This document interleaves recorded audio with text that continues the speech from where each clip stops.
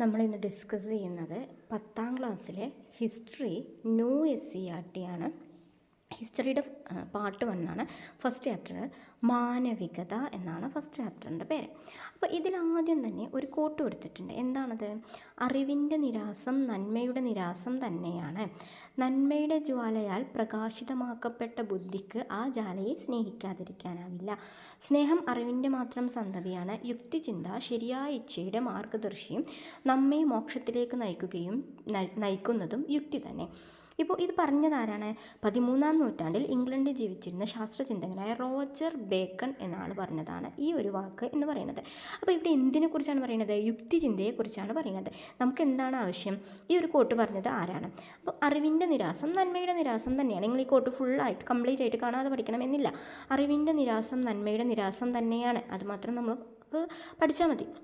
അതിൽ ആരാണ് പറഞ്ഞത്? റോജർ ബേക്കൺ ആണ്. അപ്പോൾ ഇനി കുറച്ചും കൂടി ഡീപ്പായിട്ട് പഠിക്കുകയാണെങ്കിൽ 13ാം നൂറ്റാണ്ടിൽ ഇംഗ്ലണ്ടിൽ ജീവിച്ചിരുന്ന ശാസ്ത്രചിന്തകനായിരുന്നു റോജർ ബേക്കൺ. എന്താണ് അദ്ദേഹം പറഞ്ഞത്? അറിവിൻ്റെ നിരാസം നന്മയുടെ നിരാസം തന്നെയാണ്. നന്മയുടെ ജ്വാലയാൽ പ്രകാശിതമാക്കപ്പെട്ട ബുദ്ധിക്ക് ആ ജ്വാലയെ സ്നേഹിക്കാതിരിക്കാനാവില്ല. അപ്പം നന്മയുടെ നിരാസം അറിവിൻ്റെ നിരാസം നന്മയുടെ നിരാസം തന്നെയാണ് എന്ന് പറഞ്ഞത് ആരാണ്? റോജർ ബേക്കൺ ആണ്. ഇനി ഇദ്ദേഹം യുക്തിചിന്തയെക്കുറിച്ചാണ് ഇത് പറഞ്ഞത് എന്ന് നമ്മൾ പറഞ്ഞു. അപ്പോൾ ഈ ഒരു ചാപ്റ്റർ നമ്മൾ പഠിക്കാൻ പോകുന്നത് മാനവികത എന്നാണല്ലോ. അപ്പോൾ നിങ്ങൾ പഠിച്ചിട്ടുണ്ടാവും നവോത്ഥാനമൊക്കെ. നവോത്ഥാന കാലഘട്ടത്തെക്കുറിച്ചിട്ടാണ് നമ്മൾ പഠിക്കുന്നത്. വേൾഡ് റിനൈസൻസ് നവോത്ഥാന കാലഘട്ടത്തെക്കുറിച്ചിട്ടാണ് നമ്മൾ പഠിക്കുന്നത്. അവിടെ ആ ഒരു പാരഗ്രാഫിൽ നമുക്ക് അത്രേ ആവശ്യമുള്ളൂ. ഇനി നെക്സ്റ്റ് 14ാം നൂറ്റാണ്ടോടെ യൂറോപ്പിലെ സാമൂഹിക സാംസ്കാരിക സാമ്പത്തിക രംഗങ്ങളിൽ ചില മാറ്റങ്ങൾ സംഭവിച്ചു. പ്രാചീന യൂറോപ്പിലെ ഗ്രീക്കോ റോമൻ സംസ്കാരത്തിൻ്റെ സ്വാധീനത്തോടൊപ്പം മധ്യകാലത്ത് നിലനിന്നിരുന്ന ആശയങ്ങളിൽ നിന്നും വഴിപിരിയാനുള്ള പ്രവണതയും ഇക്കാലത്ത് ശക്തിപ്പെട്ടു. ഈ മാറ്റങ്ങളുടെ സവിശേഷതകൾ എന്തെല്ലാമായിരുന്നുവെന്ന് നോക്കാം. അപ്പോൾ ഇവിടെ എന്താണ് പറയുന്നത്? 14ാം നൂറ്റാണ്ടിലാണ് യൂറോപ്പിലെ സാമൂഹിക സാംസ്കാരിക സാമ്പത്തിക രാഷ്ട്രീയ രംഗങ്ങളിലുണ്ടായ മാറ്റങ്ങളെയാണ് നവോത്ഥാനം എന്ന് പറയുന്നത്. അപ്പോൾ ഈ നവോത്ഥാന കാലത്തിൻ്റെ സവിശേഷതകൾ എന്തെല്ലാമായിരുന്നു എന്നാണ് പറയുന്നത്. അപ്പോൾ നവോത്ഥാന കാലഘട്ടത്തിലെ സവിശേഷതകളിൽ ഉൾപ്പെടുന്നതേത് ഉൾപ്പെടാത്തതേത് എന്നൊക്കെ പറഞ്ഞാൽ നമുക്ക് ചോദ്യം ചോദിക്കാം. മനുഷ്യ കേന്ദ്രീകൃതമായ കാഴ്ചപ്പാട്, അതായത് മാനവികത, നഗരജീവിതത്തിൻ്റെ വളർച്ച, കച്ചവടത്തിൻ്റെ പുരോഗതി, ദേശരാഷ്ട്രങ്ങളുടെ വളർച്ച, വ്യക്തി സ്വാതന്ത്ര്യം, യുക്തിചിന്ത, മതേതര മൂല്യങ്ങളുടെ വ്യാപനം, പണാധിഷ്ഠ സമ്പദ്ഘടന, പ്രാദേശിക ഭാഷകൾക്ക് ലഭിച്ച പ്രാധാന്യം, കലാശാസ്ത്ര രംഗങ്ങളിലുണ്ടായ മാറ്റങ്ങൾ.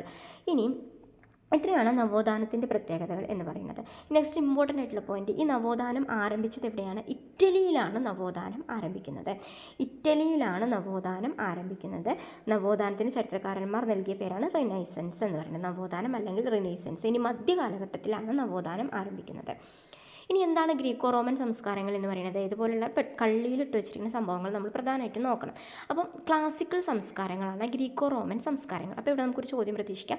ക്ലാസിക്കൽ സംസ്കാരങ്ങളിൽ ഉൾപ്പെടുന്നത് ഏത്? ഗ്രീക്കോ റോമൻ സംസ്കാരങ്ങൾ, അല്ലെങ്കിൽ ഗ്രീക്കോ റോമൻ സംസ്കാരങ്ങളുടെ മറ്റൊരു പേരെന്ത്? ക്ലാസിക്കൽ സംസ്കാരങ്ങൾ. ഇനി BCE 12ാം നൂറ്റാണ്ട് മുതൽ BCE 4ാം നൂറ്റാണ്ട് വരെയുള്ള കാലഘട്ടമാണ് ഗ്രീക്ക് സംസ്കാരം എന്ന് പറയുന്നത്. BCE 7ാം നൂറ്റാണ്ട് മുതൽ CE 5ാം നൂറ്റാണ്ട് വരെ, ശ്രദ്ധിക്കണേ, അത് BCE അല്ല, CE 5ാം നൂറ്റാണ്ട് വരെയുള്ള കാലഘട്ടമാണ് റോമൻ കാലഘട്ടം എന്ന് അറിയപ്പെടുന്നത്. ഇനി എന്താണ് നവോത്ഥാന കാലം എന്ന് ചോദിച്ചാൽ, ഈ മധ്യകാലഘട്ടത്തിൽ നിന്നും ആധുനിക കാലഘട്ടത്തിലേക്കുള്ള ഒരു മാറ്റത്തിൻ്റെ കാലം. കണ്ടില്ല, അവിടെ സംക്രമണ കാലം ഒന്ന് കൊടുത്തിരിക്കുന്നുണ്ടല്ലേ? മാറ്റത്തിൻ്റെ കാലം എന്നാണ് ഉദ്ദേശിക്കുന്നത്. മാറ്റത്തിൻ്റെ കാലമാണ് നവോത്ഥാന കാലം എന്നതുകൊണ്ട് ഉദ്ദേശിക്കുന്നത്. അപ്പോൾ നമ്മളിപ്പോൾ ജീവിക്കുന്നത് ആധുനിക കാലഘട്ടത്തിലാണ് എന്നാണല്ലോ പറയുന്നത്. അപ്പോൾ മധ്യകാലഘട്ടത്തിൽ നിന്നും ആധുനിക കാലഘട്ടത്തിലേക്കുള്ള ഒരു മാറ്റത്തിൻ്റെ കാലത്തിനെയാണ് നമ്മൾ നവോത്ഥാന കാലം എന്നതുകൊണ്ട് ഉദ്ദേശിക്കുന്നത്. ഇനി നവോത്ഥാനം എന്ന വാക്കിന് മലയാളത്തിൽ എന്താണ് അർത്ഥം? പുനർജനി എന്നാണ് അർത്ഥം. അതായത് റിനൈസൻസ് എന്ന വാക്കിൽ നിന്നാണ് നവോത്ഥാനം എന്ന വാക്കുണ്ടായത്. അപ്പോൾ റിനൈസൻസ് എന്ന വാക്കിന് മലയാളത്തിൽ നവോത്ഥാനം അല്ലെങ്കിൽ പുനർജനി എന്നാണ് അർത്ഥം. 14ാം നൂറ്റാണ്ടിലാണ് നവോത്ഥാനം ആരംഭിച്ചത്.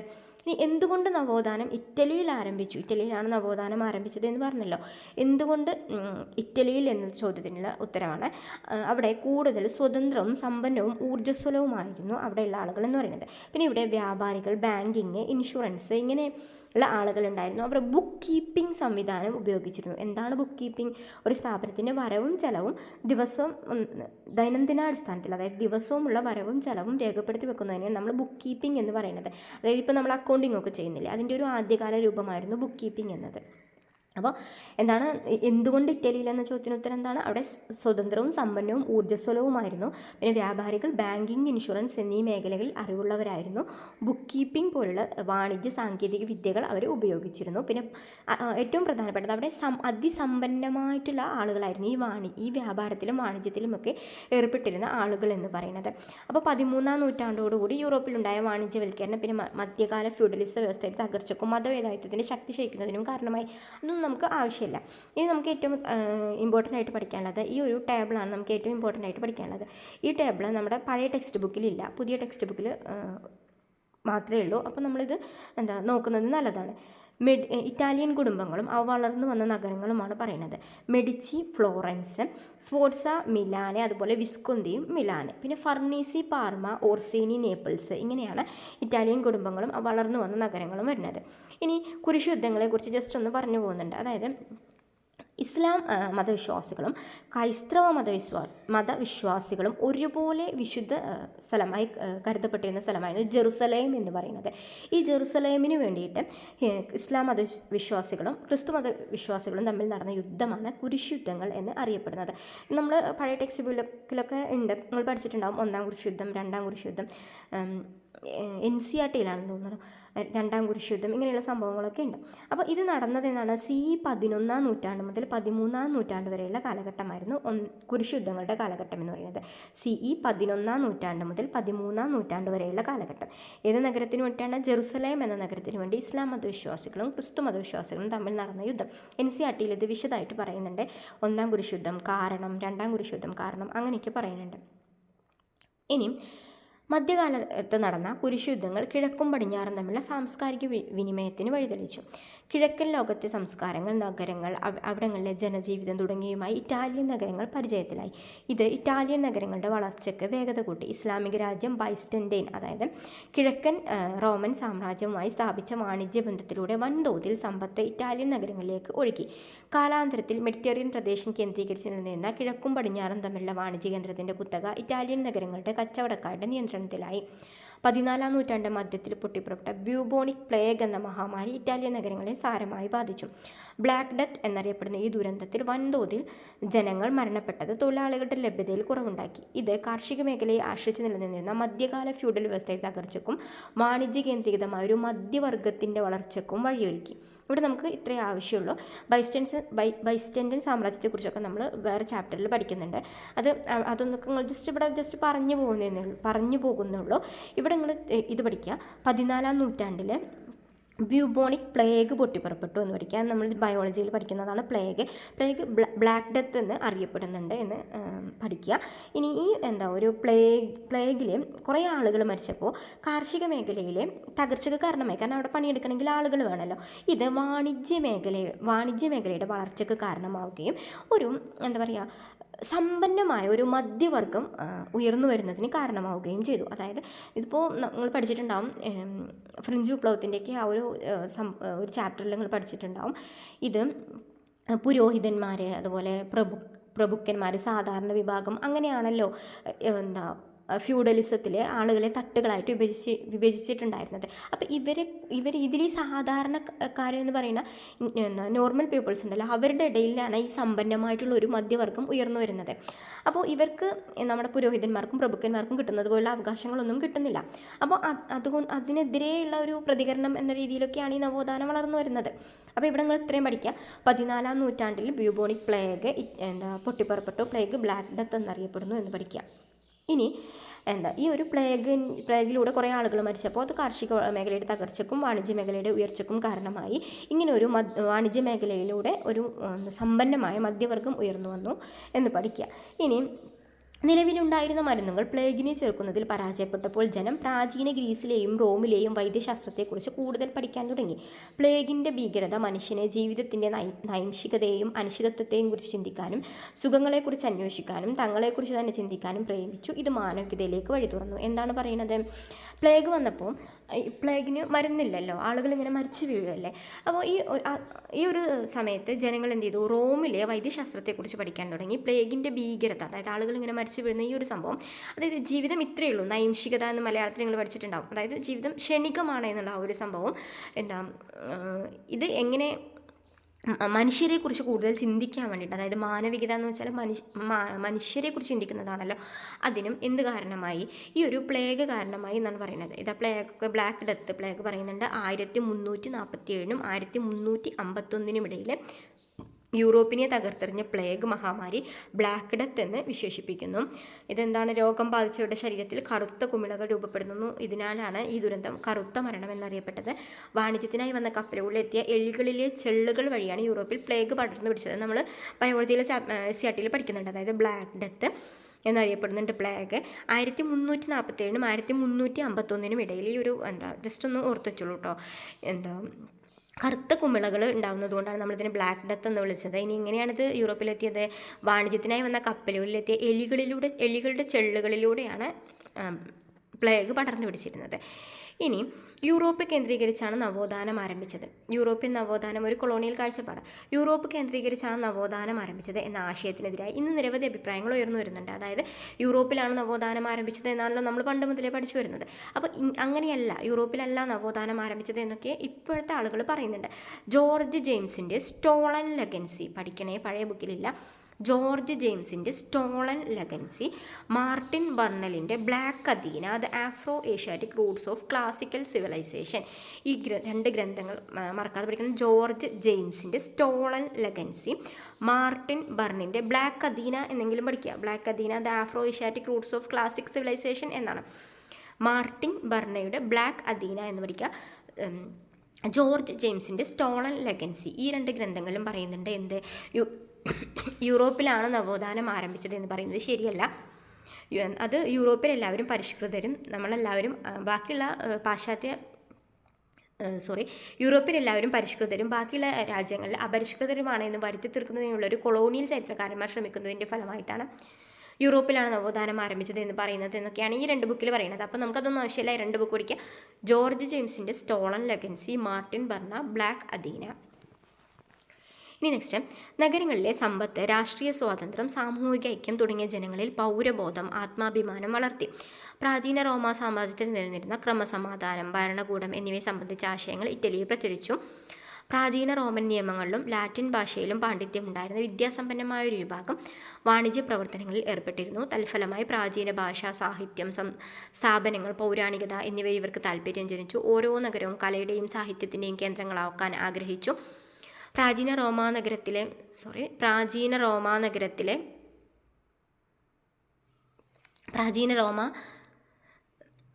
നഗരത്തിലെ ചിത്രങ്ങളും കയ്യെഴുത്ത് പ്രതികളും കെട്ടിടാവശിഷ്ടങ്ങളും രാജാക്കന്മാരുടെയും പുരോഹിതന്മാരുടെയും നേതൃത്വത്തിൽ കണ്ടെടുത്ത് സംരക്ഷിക്കപ്പെട്ടു. കെട്ടിടങ്ങൾ നിർമ്മിക്കുന്നതിനും കലയുടെയും സാഹിത്യത്തെയും പ്രോത്സാഹിപ്പിക്കുന്നതിനും യുദ്ധങ്ങളെക്കാൾ തങ്ങളെ ജനമനസ്സിൽ അനശ്വരമാക്കുമെന്ന് രാജാക്കന്മാർ കരുതി. അതായത് ഇത്രേ പറയുന്നുള്ളൂ. റോമാ സാമ്രാജ്യത്തിൽ ഉണ്ടായിരുന്നതുപോലെ കലയെയും സാഹിത്യത്തെയും പ്രോത്സാഹിപ്പിക്കാൻ വേണ്ടിയിട്ട് ഇറ്റാലിയൻ ആളുകൾ, രാജാക്കന്മാർ ശ്രമിച്ചു എന്ന് മാത്രമേ ഇവിടെ പറയുന്നുള്ളൂ. അവിടെ നമുക്ക് പ്രത്യേകിച്ചൊന്നും ആവശ്യമില്ല. സമ്പന്നമായ ആളുകൾ തങ്ങളുടെ ഇടവക ദേവാലയങ്ങൾ മോടി പിടിപ്പിക്കുകയും സന്യാസി മഠങ്ങൾ, കത്രീലുടുകൾ എന്നിവയെ നിർമ്മാണത്തെ പ്രോത്സാഹിപ്പിക്കുകയും ചെയ്തു. ഫ്ലോറൻസ്, മിലാൻ, റോം, വെനീസ് തുടങ്ങിയ ഇറ്റാലിയൻ നഗരങ്ങൾ കലാകാരന്മാരെ പ്രോത്സാഹിപ്പിക്കുന്നതിന് പൗരധർമ്മമായി കണക്കാക്കപ്പെട്ടു. അത് ജസ്റ്റ് ഒന്ന് വായിച്ചോളൂ. Florence, Milan, Rome, Venice Italian നഗരങ്ങളാണ്. 1453 തുർക്കികൾ കിഴക്കൻ റോമാ സാമ്രാജ്യ തലസ്ഥാനമായ കോൺസ്റ്റാന്റിനോപ്പിളിൻ പിടിച്ചെടുത്തു. ഇത് നമ്മൾ ഫസ്റ്റ് മുതലേ പഠിക്കുന്നതാണ്. 1453 തുർക്കികൾ കോൺസ്റ്റാന്റിനോപ്പിളിൻ പിടിച്ചെടുത്തത് കൊണ്ടാണ് യൂറോപ്യന്മാർ വാസ്കോഡഗാമയ്ക്ക് കടൽ മാർഗം ഒരു ഇന്ത്യയിലേക്കൊരു വഴി കണ്ടെത്തുന്നതിന് വേണ്ടിയിട്ടുള്ള ഒരു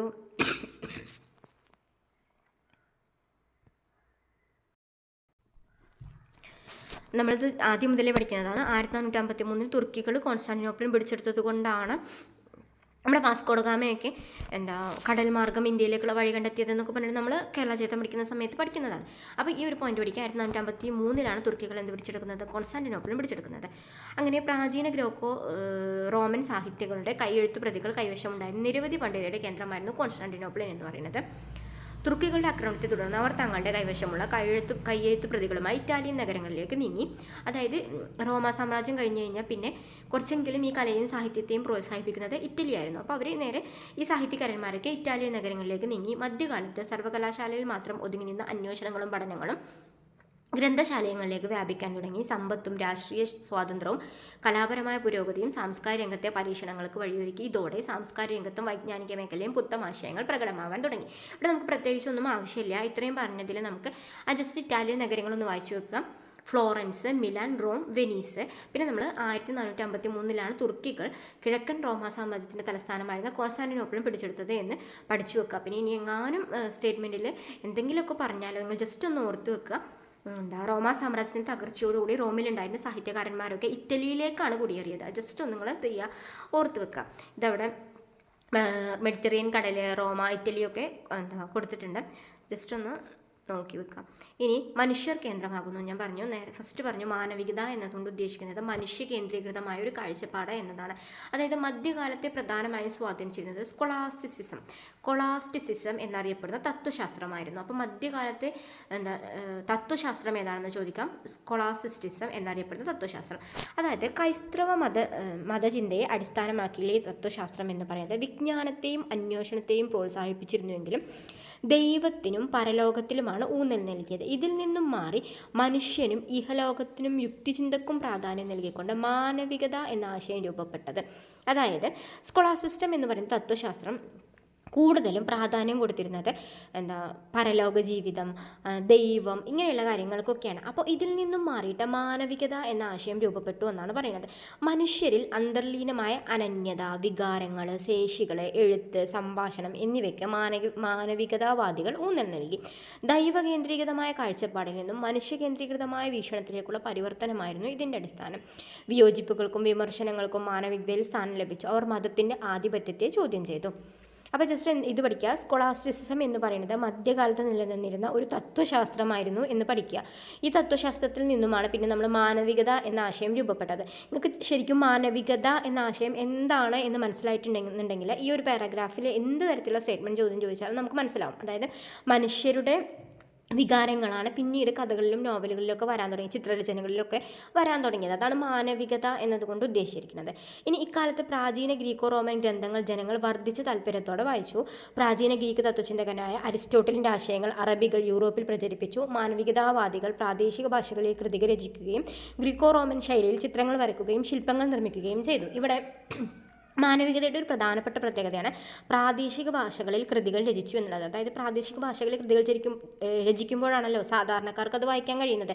മറ്റേ ലാറ്റിൻ, ഗ്രീക്ക് ഇതൊക്കെ അത് പഠിച്ച ഉയർന്ന ആളുകൾക്ക് മാത്രമാണ് വായിക്കാൻ കഴിഞ്ഞിരുന്നത്.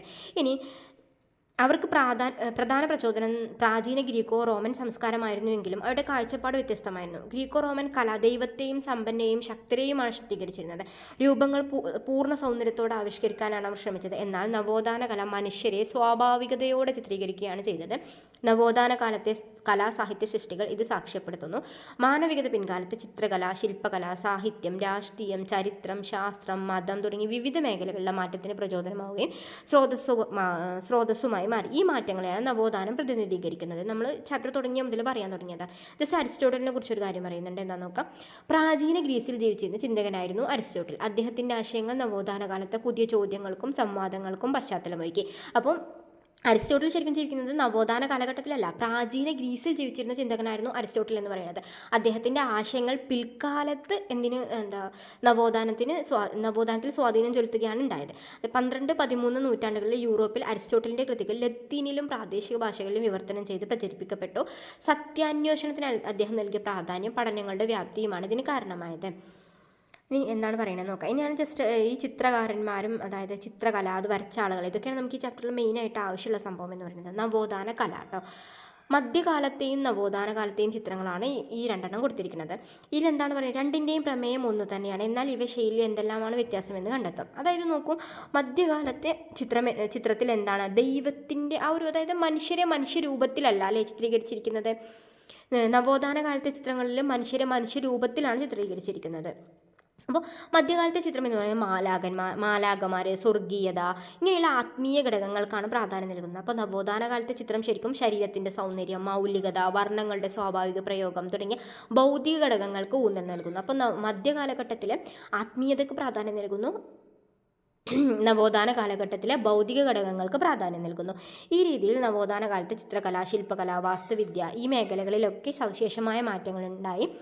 യൂറോപ്പിലെ പ്രധാന വാണിജ്യ കേന്ദ്രങ്ങളായിരുന്ന ഫ്ലോറൻസ്, നമ്മൾ പഠിച്ചു മെഡിച്ചി ഫ്ലോറൻസ് പഠിച്ചില്ലേ, ഫ്ലോറൻസ് നഗരമായിരുന്നു ഇറ്റലിയിലെ നവോത്ഥാന കലയുടെ പ്രധാന കേന്ദ്രം എന്ന് പറയുന്നത് ഫ്ലോറൻസ് ആയിരുന്നു. ചിത്രകല, നവോത്ഥാന കാലത്ത് മാനവികത ഏറ്റവും ശക്തമായി പ്രതിഫലിച്ച മേഖല എന്ന് പറയുന്നത് ചിത്രകലയായിരുന്നു. ചിത്രകാരന്മാർ തങ്ങളുടെ ചിത്രങ്ങൾ മനുഷ്യരൂപങ്ങളെ കൃത്യമായും വ്യക്തമായും സൂക്ഷ്മതയോടെ അവതരിപ്പിച്ചു. ശരീരശാസ്ത്രത്തിൽ അവർ കൈവച്ചിരുന്ന അറിവ് ഇതിന് സഹായകമായി. യുക്തിചിന്തക്കും മനുഷ്യ സ്വഭാവത്തിലെ വൈകാരികതയ്ക്കും ചിത്രകാരന്മാർ തങ്ങളുടെ സൃഷ്ടികൾ ഊന്നൽ നൽകി. ഇഹലോകത്തെ മൂല്യങ്ങൾക്ക് പ്രാധാന്യം ലഭിച്ചു. മാനവികതയുടെ സ്വാധീനം കാരണം കലാസൃഷ്ടികൾ കൂടുതൽ കൃത്യതയുള്ളതും യാഥാർത്ഥ്യത്തോട് ചേർന്ന് നിൽക്കുന്നവയുമായി. ദൈവസിദ്ധാന്തങ്ങൾക്ക് പ്രാധാന്യം നൽകുന്ന പ്രമേയങ്ങളാണ് തങ്ങളുടെ സൃഷ്ടികൾക്ക് കലാകാരന്മാർ പൊതുവെ തിരഞ്ഞെടുത്തത്. പക്ഷേ അവരുടെ ചിത്രങ്ങളിൽ ചുവടെ പറയുന്ന സവിശേഷതകൾ കാണാമായിരുന്നു. എന്തൊക്കെയാണ്? ഭൂദൃശ്യങ്ങൾ, വർണ്ണം കൊണ്ട് പ്രകാശത്തെയും അകലത്തെയും ചിത്രീകരിക്കൽ, മനുഷ്യ ശരീരത്തിൻ്റെ യഥാർത്ഥ ചിത്രീകരണം, എണ്ണച്ചായത്തിൻ്റെ ഉപയോഗം, ഛായാചിത്രങ്ങൾ, ആദർശവൽക്കരിക്കപ്പെട്ട ദൈവത്തിൻ്റെ ചിത്രീകരണം. അപ്പോൾ ഈ ഒരു ഇത്രയും പറഞ്ഞ കാര്യങ്ങളിൽ നമുക്ക് ആവശ്യമുള്ള ഒരു സംഭവം എന്ന് പറയുന്നത് ഇതാണ്. ഭൂദൃശ്യങ്ങൾ, വർണ്ണങ്ങൾ കൊണ്ട് പ്രകാശത്തെയും അകലത്തെയും ചിത്രീകരിച്ചൽ, മനുഷ്യ ശരീരത്തിൻ്റെ യഥാർത്ഥ ചിത്രീകരണം, എണ്ണച്ചായത്തിൻ്റെ ഉപയോഗം, ഛായാചിത്രങ്ങൾ, ആദർശവൽക്കരിക്കപ്പെട്ട മനുഷ്യരൂപത്തിലുള്ള ദൈവത്തിൻ്റെ ചിത്രീകരണം. അതായത് നവോത്ഥാന ചിത്രകലയുടെ പ്രത്യേകതകളാണ്. ഇനി നമുക്ക് കുറച്ചും ചിത്രകലകളും വരച്ച ആളുകളുടെ പേരും പഠിക്കാനുണ്ട്. ഇറ്റാലിയൻ നവോത്ഥാന ചിത്രകാരനായ ജിയോവാനി ബെല്ലിനി, പേര് പഠിക്കണം, ജിയോവാനി ബെല്ലിനി. അദ്ദേഹത്തിൻ്റെ ചിത്രമാണ് agony in the garden. Agony in the garden, Giovanni Bellini, agony in the garden. മലയാളത്തിൽ പൂന്തോട്ടത്തിലെ വേദന എന്ന് പറയും. അതാണ് ഈ ഒരു പിക്ചർ ഉണ്ടല്ലേ, ഇതാണ് ക്രിസ്തു മുട്ടുകുത്തി പ്രാർത്ഥിക്കുന്നത്, അവരുടെ അനുയായികൾ അവിടെ കിടന്ന് ഉറങ്ങുന്ന ഈ ഒരു പിക്ചറാണ്. അപ്പോൾ ആരാണ് വരച്ചത്? നമുക്കതൊന്നും ആവശ്യമില്ല. ആരാണ് വരച്ചത്, എന്താണ് ചിത്രത്തിൻ്റെ പേര്, ആരാ വരച്ചത്? Giovanni Bellini, agony in the garden, പൂന്തോട്ടത്തിലെ വേദന എന്ന് പറയുന്നത് കേട്ടോ.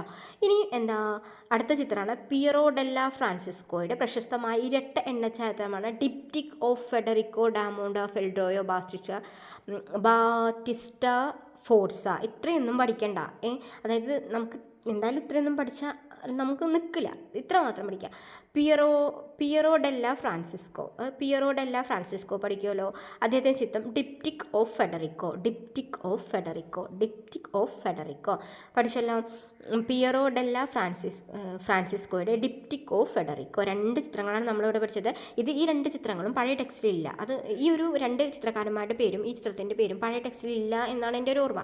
ഇത് പുതിയ ടെക്സ്റ്റിൽ മാത്രമേ ഉള്ളൂ. അപ്പോൾ പുതിയ ടെക്സ്റ്റിൽ മാത്രം വന്ന കാര്യങ്ങൾ നമ്മൾ കൂടുതൽ ഇമ്പോർട്ടൻസ് കൊടുത്ത് പഠിക്കണം. Giovanni Bellini, agony in the ഗാർഡനും, പിന്നെ അതുപോലെ പിയറോ ഡെല്ല ഫ്രാൻസിസ്കോയുടെ ഡിപ്റ്റിക് ഓഫ് ഫെഡറിക്കോ. ഇനി അതുപോലെ തന്നെ ജിയോട്ടോ എന്ന് പറയുന്ന ചിത്രകാരനുണ്ടായിരുന്നു. പിന്നെ മാസ്റ്റിയോ എന്ന് പറയുന്ന ചിത്രകാരനുണ്ടായിരുന്നു. അവിടെ ചിത്രങ്ങളൊന്നും പറയുന്നില്ല, അതുകൊണ്ട് നമുക്കത് പഠിക്കേണ്ട ഭാഗ്യം. ഇനി ലിയാൻഡോ ഡാവിഞ്ചി, നമ്മൾ പഴയ ടെക്സ്റ്റിലും ഒക്കെ ഉണ്ട്. ഡിയോജോ ഡാവിഞ്ചിയുടെ ചിത്രങ്ങളാണ് അന്ത്യത്തായം, മൊണാലിസ. അതെ, ഇത് രണ്ടും അറിയാലോ. ഡിയോജോ ഡാവിഞ്ചിയുടെ ചിത്രങ്ങളാണ് അന്ത്യത്തായം, മൊണാലിസ. ഈ ചാപ്റ്റർ തുടങ്ങുമ്പോൾ അതിൻ്റെ ഒരു മാനവികത എന്ന പേര് എഴുതിയതിൻ്റെ താഴെ തന്നെ മൊണാലിസയുടെ ചിത്രമാണല്ലേ.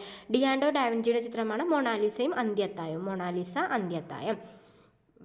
ഇനി ഇതിൽ വർണ്ണം, നിഴൽ, പ്രകാശം എന്നിവ സംയോജിക്കുന്ന ശാസ്ത്രത്തിൽ ഡാവിഞ്ചി അതുല്യനായിരുന്നു. ഈ ചിത്രങ്ങൾ മനുഷ്യ ശരീരത്തെക്കുറിച്ച് ശാസ്ത്രീയമായി പഠിച്ചൊരു ബഹുമുഖ പ്രതിമയായിരുന്നു ഡിയാൻഡോ ഡാവിഞ്ചി എന്ന് പറയുന്ന ആൾ. നമ്മൾ ബയോളജിയിൽ എങ്ങാണ്ട് പഠിക്കുന്നുണ്ടെന്നാണ് എൻ്റെ ഒരു ഓർമ്മ. ജീവശാസ്ത്രത്തെക്കുറിച്ചൊക്കെ അദ്ദേഹത്തിന് അറിവുണ്ടായിരുന്നു. അങ്ങനെ കുറേ സംഭവങ്ങൾ. ഇനി ഭയം, അത്ഭുതം, ഭയം, കുറ്റബോധം, ഇങ്ങനെയുള്ള മനുഷ്യവികാരങ്ങളാണ് അന്ത്യത്താഴത്തിൽ കൊടുക്കുന്നത്. അതായത് യേശു ക്രിസ്തു ശിഷ്യന്മാരോട് സംസാരിക്കുമ്പോൾ അവരുടെ മുഖത്തുണ്ടാകുന്ന അത്ഭുതം, ഭയം, കുറ്റബോധം, ഇങ്ങനെ തുടങ്ങിയ മാനുഷിക വികാരങ്ങളാണ് അന്ത്യത്താഴത്തിൽ പ്രതിഫലിപ്പിക്കുന്നത്. അത് ജസ്റ്റ് ഒന്ന് വായിച്ചാൽ മതി, ഓർക്കണം എന്നില്ല എന്ന് തോന്നുന്നത്. ഡിയോഡോ ഡാവിഞ്ചിയുടെ മൊണാലിസയും അന്ത്യത്താഴവും പഠിക്കുക. അതുപോലെ നമ്മൾ നേരത്തെ പറഞ്ഞു Giovanni Bellini, agony in the ഗാർഡനും, പിയറോ ഡെല്ല ഫ്രാൻസിസ്കോയുടെ ഫെഡറിക്കോ ഡാ മോട്ട എന്ന് പറയുന്ന ചിത്രവും പഠിക്കാം. ഇനി മൊണാലിസയുടെ നിഗൂഢമായ മുഖഭാവത്തിൻ്റെ ഉത്തരം കിട്ടാത്ത ചോദ്യങ്ങൾ ഡാവിഞ്ചി ഒളിപ്പിച്ച് വെച്ചിരിക്കുന്നു. അതൊക്കെ നമ്മൾ എപ്പോഴും കേട്ടുകൊണ്ടിരിക്കുകയാണല്ലോ. മൊണാലിസയുടെ ചിരിയുടെ അർത്ഥം എന്താണെന്നൊക്കെ എപ്പോഴും ചിത്രകാരന്മാരെ തിരഞ്ഞുകൊണ്ടിരിക്കുകയാണല്ലോ. അപ്പോൾ ഡിയോഡോ ഡാവിഞ്ചിയുടെ രണ്ട് ചിത്രം അന്ത്യത്താഴം, മൊണാലിസ. ഇനി നമുക്ക് അടുത്ത് പഠിക്കാനുള്ളത് അന്ത്യവിധി മൈക്കൽ ആഞ്ചലോ എന്ന മറ്റൊരു പ്രതിഭാശാലിയെ അനശ്വരമാക്കുന്നു. അതായത് അന്ത്യവിധി എന്ന ചിത്രം ആരുടേതാണ്? Michael Angelo.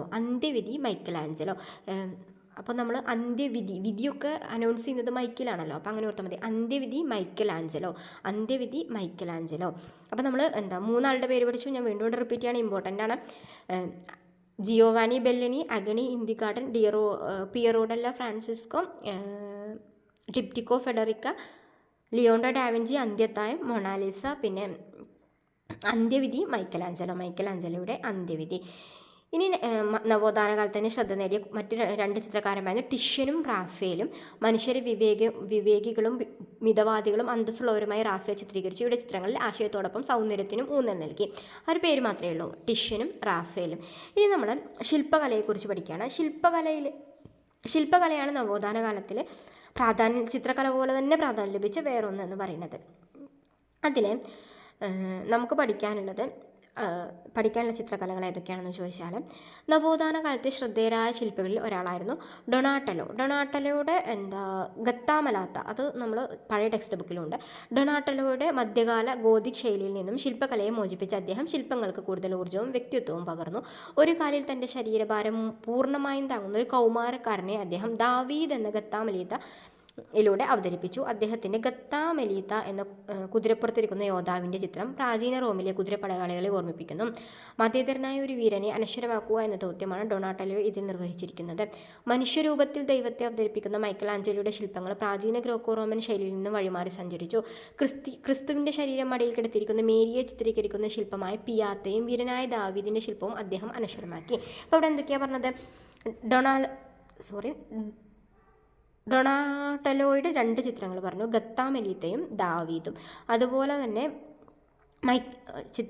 ശില്പകല, മൈക്കലാഞ്ചലോയുടെ 2 ശില്പകലകളാണ് പറഞ്ഞത്. ഒന്ന് പിയാത്ത എന്ന് പറയുന്നതും ദാവീദും. 2 പേർക്കും ദാവീദുണ്ട്. അതായത് ഡൊണാട്ടലോയ്ക്കും ദാവീദുണ്ട്, മൈക്കലാഞ്ചലോയ്ക്കും ദാവീദുണ്ട്. ഇനി ഗത്താമലാത്ത ഡൊണാട്ടലോയുടെയും പിയത്ത ആരുടെയാണ്? മൈക്കലാഞ്ചലോയുടെയും ആണ്. ഇനി വാസ്തുവിദ്യയിൽ എന്തൊക്കെയാണ് പറയുന്നത്? ചിത്രകലക്കും ശില്പകലക്കും പുറമെ മാറ്റങ്ങൾക്ക് സാക്ഷ്യം വഹിച്ച മറ്റൊരു മേഖലയായിരുന്നു വാസ്തുവിദ്യാരംഗം. അതായത് ഫിലിപ്പോ ബ്രൂണലസ്കി വാസ്തുവിദ്യാരംഗത്തെ പുതിയ ശൈലികൾക്ക് തുടക്കം കുറിച്ചു. എന്താണ് അതിൻ്റെ പേര്? ഫിലിപ്പോ ബ്രൂണലസ്കി എന്ന് നമ്മൾ പഴയ ബുക്കിലും ഉണ്ട്. മധ്യകാലത്ത് നിലനിന്ന ഗോതിക് വാസ്തുശൈലിയിൽ നിന്നും വ്യത്യസ്തമായി പ്രാചീന ഗ്രീക്കോ റോമൻ ശൈലിയുടെ സ്വാധീനം അദ്ദേഹം ഫ്ലോറൻസിൽ നിർമ്മിച്ച കത്തീഡ്രലിൽ കാണാം. അപ്പോൾ എന്താണ് ആ ഒരു വാസ്തുവിദ്യയിലുണ്ടായ മാറ്റം? മധ്യകാലത്ത് നിലനിന്ന ഗോതിക് വാസ്തുശൈലിയായിരുന്നു. അതിൽ നിന്നും ഗ്രീക്കോ റോമൻ വാസ്തുശൈലിയിലേക്ക് മാറി, അതായത് ക്ലാസിക്കൽ വാസ്തുശൈലിയിലേക്ക് മാറി എന്നുള്ളതാണ് മധ്യകാല വാസ്തുവിദ്യയുടെ പ്രത്യേകത എന്ന് പറയുന്നത്. നമുക്ക് ഫിലിപ്പോ ബ്രൂണസ്കിയുടെ വാസ്തുവിദ്യയാണ് ഫ്ലോറൻസിൽ അദ്ദേഹം നിർമ്മിച്ച കത്തീഡ്രലിൽ കാണാം. ഇനി ഗോതിക് ശൈലിയിലെ ഉയർന്ന ഗോപുരങ്ങൾക്ക് പകരം താഴികക്കുടങ്ങളായിരുന്നു ഇവയ്ക്കുണ്ടായിരുന്നത്. അതായത് ഗോതിക് ശൈലിയിൽ നമ്മൾ ഗോപുരങ്ങളാണ് ഉണ്ടാവുക, അതിന് പകരമായിട്ട് താഴികക്കുടങ്ങൾ താജ്മഹലിലൊക്കെ കണ്ടിട്ടില്ല, അതുപോലുള്ളത് അത് കണ്ടില്ലേ ഈ പള്ളിയുടെ ചിത്രത്തിലൊക്കെ, ഇതുപോലുള്ള താഴികക്കുടങ്ങളാണ് ഗ്രീക്കോ റോമൻ ശൈലിയുടെ പ്രധാനപ്പെട്ട പ്രത്യേകതകൾ എന്ന് പറയുന്നത്. ഇതിൽ മൈക്കലാഞ്ചലോ, ബ്രാമത്തോ തുടങ്ങിയവരുടെ നേതൃത്വത്തിൽ റോമിൽ പണി കഴിപ്പിച്ച സെൻറ്റ് പീറ്റേഴ്സ് ബസിലിക്കൽ ഈ ശൈലി പ്രകടമാണ്. കണ്ടോ, സെൻറ്റ് പീറ്റേഴ്സ് ബസിലിക്കയുടെയൊക്കെ നേതൃത്വത്തിലാണ് മൈക്കലാഞ്ചലോ, ബ്രാമത്തോ. അപ്പോൾ വാസ്തുവിദ്യയിൽ നമ്മൾ 3 ആളുകളുടെ പേര് പഠിച്ചു. ബ്രൂണലസ്കി നിർമ്മിച്ചതാണ് ഫ്ലോറൻസിലെ കത്തീഡ്രലിലെ വാസ്തുവിദ്യ. ബ്രൂണലസ്കി രൂപകൽപ്പന ചെയ്ത താഴികക്കുടം എന്നുകൊണ്ട് ടെക്സ്റ്റിൽ പിക്ചർ കൊടുത്തിട്ടുണ്ട്. പിന്നെ സെൻറ്റ് പീറ്റേഴ്സ് ബസിലിക്ക ആരൊക്കെയാ? മൈക്കലാഞ്ചലോയും ബ്രമോത്തയും. ഇനി എന്താണ് ഗോതിക് ശൈലി എന്ന് ഇവിടെ കൊടുത്തിട്ടുണ്ട്. മധ്യകാലത്തിൻ്റെ 2ാം പകുതിയിൽ യൂറോപ്പിൽ വികസിച്ചു വന്ന വാസ്തുവിദ്യയായിരുന്നു ഗോതിക് ശൈലി. അതായത് മധ്യകാലത്തിൻ്റെ 2ാം പകുതിയിൽ യൂറോപ്പിൽ വികസിച്ചു വന്ന വാസ്തുശൈലി ഗോതിക് ശൈലി. ഫ്രാൻസിലാണ് ഉദയം ചെയ്തത്. കമാനങ്ങളാണ് ഇതിൻ്റെ പ്രധാനപ്പെട്ട പ്രത്യേകതകൾ. കുറേ ദേവാലയങ്ങളും സർവകലാശാലകളും ഈ മാതൃകയിൽ നിർമ്മിക്കപ്പെട്ടു. കണ്ടോ, ഗോപുരങ്ങൾ, കമാനങ്ങൾ, ഇതാണ് ഗോതിക് ശൈലി. ഈ ഗോതിക് ശൈലി ഇതാണ് നമ്മൾ പറഞ്ഞ ഗ്രീക്കോ റോമൻ ശൈലി എന്ന് പറയുന്നത്. ഈ 2 ശൈലിയാണ്. ഇത് മധ്യകാലഘട്ടത്തിൽ ഗോതിക് ശൈലിയും ഗ്രീക്കോ റോമൻ ശൈലി നമ്മുടെ നവോത്ഥാന കാലഘട്ടത്തിലുമാണ് ഉണ്ടായത്. ഇനി സാഹിത്യത്തിൽ എന്തൊക്കെയാണ് മാറ്റം എന്ന് നോക്കാം. ഇത് പഠിക്കാം. വില്യം ഷേക്സ്പിയറിൻ്റെ വാക്കുകളാണ്. നമ്മുടെ വിധിയെ നിർണ്ണയിക്കാൻ കഴിയുന്നത് നക്ഷത്രങ്ങൾക്കല്ല, നമുക്ക് തന്നെയാണ്. ആരാണ് പറഞ്ഞത്? William Shakespeare. വേണമെങ്കിൽ ഒരു മോട്ടിവേഷനൊക്കെ ആയിട്ട് എടുത്തോളൂ. നമ്മുടെ വിധിയെ നിർണ്ണയിക്കാൻ കഴിയുന്നത് നക്ഷത്രങ്ങൾക്കല്ല, നമുക്ക് തന്നെയാണ്. ജൂലിയസ് സീസർ എന്ന നാടകത്തിലെ വരികളാണിത്. ആരാണ് ജൂലിയസ് സീസർ എഴുതിയത്? William Shakespeare. നമ്മുടെ വിധിയെ നിർണ്ണയിക്കാൻ കഴിയുന്നത് നക്ഷത്രങ്ങൾക്കല്ല, നമുക്ക് തന്നെയാണ്. വില്യം ഷേക്സ്പിയർ ജൂലിയസ് സീസർ എന്ന നാടകത്തിലാണ് ഈ ഒരു വരികൾ എഴുതിയിട്ടുള്ളത്. നവോത്ഥാന സാഹിത്യകാരന്മാർ വ്യക്തി സ്വാതന്ത്ര്യത്തിനും മതേതര മൂല്യങ്ങൾക്കും പ്രാധാന്യം നൽകി. മധ്യകാലത്ത് നിലനിന്നിരുന്ന സ്കൊളാസ്റ്റിസിസം നമ്മൾ പഠിച്ചു. സ്കൊളാസ്റ്റിസിസമാണ് മധ്യകാലഘട്ടത്തിലെ സാഹിത്യത്തിലെ ഉണ്ടായിരുന്ന ഒരു തത്വചിന്തയുടെ പേരെന്ന് നമ്മൾ പഠിച്ചു. ഈ സ്കൊളാസ്റ്റിസത്തിൽ നിന്നുള്ള ഒരു മോചനമായിരുന്നു നവോത്ഥാന സാഹിത്യത്തിൻ്റെ അടിസ്ഥാന സവിശേഷത. പ്രാചീന ഗ്രീക്കോ റോമൻ സംസ്കാരത്തിൻ്റെ സ്വാധീനം ഉണ്ടായിരുന്നുവെങ്കിലും ലാറ്റിൻ ഭാഷയ്ക്ക് പകരം പ്രാദേശിക ഭാഷകളിലാണ് നവോത്ഥാന സാഹിത്യകാരന്മാർ രചനകൾ നടത്തിയിരുന്നത്. ലാറ്റിൻ ഭാഷകൾക്ക് പകരം പ്രാദേശിക ഭാഷകളിൽ രചനകൾ നടത്തി. ഗദ്യ സാഹിത്യത്തിന് ഇക്കാലത്ത് കൂടുതൽ പ്രാധാന്യം ലഭിച്ചു. പ്രാദേശിക ഭാഷയിലും ഗദ്യരൂപത്തിലും രചനകൾ നടത്തുന്നത് സമൂഹത്തിന് എങ്ങനെയെല്ലാം പ്രയോജനമാകുമെന്ന് നോക്കാം. അതായത് ഇവിടെ നമുക്ക് പഠിക്കാനുള്ളത് ഡിവൈൻ കോമഡിയുടെ രചയിതാവായ ദാത്തെ. അപ്പം നമുക്ക് പഠിക്കാനുള്ളത് ദാത്തെ divine comedy, ദാത്തെ divine comedy, ദാത്തെ divine comedy. ഇനി സാഹിത്യകാരനായിരുന്ന, അതായത് നവോത്ഥാന കാലത്ത് ശ്രദ്ധേയനായ സാഹിത്യകാരനായിരുന്നു ഡിവൈൻ കോമഡിയുടെ രചയിതാവായ ദാത്തെ. ശുദ്ധീകരണ സ്ഥലം, സ്വർഗം എന്നിവയിലൂടെ ദാത്തയുടെ സാങ്കല്പിക തീർത്ഥാടനമാണ് ഈ കവിതയുടെ പ്രമേയം. പക്ഷേ മനുഷ്യസ്നേഹം, രാജ്യസ്നേഹം, പ്രകൃതി പ്രതിഭാസങ്ങളുടെ താല്പര്യം, സ്വാതന്ത്ര്യവും ഏകീകൃതവുമായി ഇറ്റലിക്ക് വേണ്ടിയുള്ള മോഹങ്ങൾ എന്നിവ ഇവയിൽ ശക്തമായി പ്രതിഫലിക്കുന്നു. ഇറ്റലിയിലെ പ്രാദേശിക ഭാഷയിലാണ് ദാത്തെ ഡിവൈൻ കോമഡി രചിച്ചത്. അപ്പോൾ ദാത്തെ ഡിവൈൻ കോമഡി. ഇനി വേറെ ഒരാളാണ് പെട്രാർക്ക്. പെട്രാർക്കിനെ നിങ്ങൾ കേട്ടിട്ടുണ്ടാവും. പെട്രാർക്കിന് രണ്ട് പ്രധാനപ്പെട്ട കൃതികളാണ് നമുക്ക് പഠിക്കാനുള്ളത്. ലോറക്ക് എഴുതിയ പ്രണയഗീതങ്ങൾ എന്നൊരു എന്നൊരു കൃതിയും, അതുപോലെ പെട്രാർക്കിൻ്റെ മാനവികതയുടെ പ്രധാന പ്രതീകങ്ങളിൽ ഒരാളായിരുന്നു അദ്ദേഹം. ലോറക്ക് എഴുതിയ പ്രണയഗീതങ്ങൾ ധീരവും വേറിട്ട ശൈലിയുമായിരുന്നു. ലാറ്റിൻ ഭാഷയെ ഉപേക്ഷിക്കാൻ പെട്രാർക്ക് തയ്യാറായിരുന്നില്ല. അതായത് അദ്ദേഹം ലാറ്റിൻ ഭാഷയിലാണ് ഈ കൃതി എഴുതിയതെന്ന് അർത്ഥം. ഇനി ദക്കാമറൻ കഥകൾ എന്ന് പറയുന്നതുണ്ട്. ബൊക്കാച്ചിയോടെയാണ് ദക്കാമറൻ എന്ന് പറയുന്ന കൃതി. ദക്കാമറൻ, ബൊക്കാച്ചിയോ. അപ്പോൾ നമ്മളിപ്പോൾ 3 പഠിച്ചു. എന്തൊക്കെയാണ്? ദാന്തയുടെ ഡിവൈൻ കോമഡി, അതുപോലെ പെട്രാർക്കിൻ്റെ ലോറക്ക് എഴുതിയ പ്രണയഗീതങ്ങൾ, ദക്കാമറൻ, ബൊക്കാച്ചിയോ, ദക്കാമറൻ. അത്രയും പഠിച്ചല്ലോ. ഇനി ദി പ്രിൻസ് എന്ന് പറയുന്ന കൃതി, നിക്കോളോ മാക്കിയവെല്ലി, രാജാവരെ സമയം കുറുക്കനും അങ്ങനെയൊക്കെ ആവണം എന്നൊക്കെ പറഞ്ഞിട്ടുള്ള ആ ഒരു കേട്ടിട്ടുണ്ടാവും. നിക്കോളോ മാക്കിയവെല്ലിയുടെ ദി പ്രിൻസ് എന്ന് പറയുന്ന കൃതി രാഷ്ട്രീയ ചിന്തകളാണ് ഇതിൽ പ്രതിനിധീകരിക്കുന്നത്. അതായത് താൻ ഭരിക്കുന്ന രാജ്യത്തിൻ്റെ അധികാരവും സുരക്ഷയും നിലനിർത്തുക എന്നത് ഭരണാധികാരിയുടെ പ്രധാന കടമയാണെന്ന് അദ്ദേഹം കരുതി. ജനങ്ങൾ പൊതുവെ സ്വാർത്ഥരും അധികാരത്തോടും ഭൗതികാഭിവൃദ്ധിയോടും താല്പര്യമുള്ളവരുമാണ്. എന്നാൽ രാജ്യത്തിൻ്റെ തലവൻ ഒരിക്കലും തൻ്റെ പ്രജകളിൽ ഒരു വിഭാഗത്തോട് പ്രീതിയോ കടപ്പാടോ കാണിക്കാൻ പാടില്ല എന്ന് അദ്ദേഹം അഭിപ്രായപ്പെട്ടു. മധ്യകാലത്തെ ഫ്യൂഡൽ ഭരണാധികാരികളിൽ നിന്ന് വ്യത്യസ്തനായ ഒരു ഭരണാധികാരിയായിരുന്നു മാക്കിയവെല്ലി ദി പ്രിൻസിൽ അവതരിപ്പിക്കുന്നത്. അപ്പോൾ ദി പ്രിൻസ്, നിക്കോളോ മാക്കിയവെല്ലി എന്താണ് രാഷ്ട്രീയ ചിന്തകൾ, അദ്ദേഹത്തിൻ്റെ രാഷ്ട്രീയ ചിന്തകളുള്ള കൃതിയാണതെന്ന് പറയുന്നത്.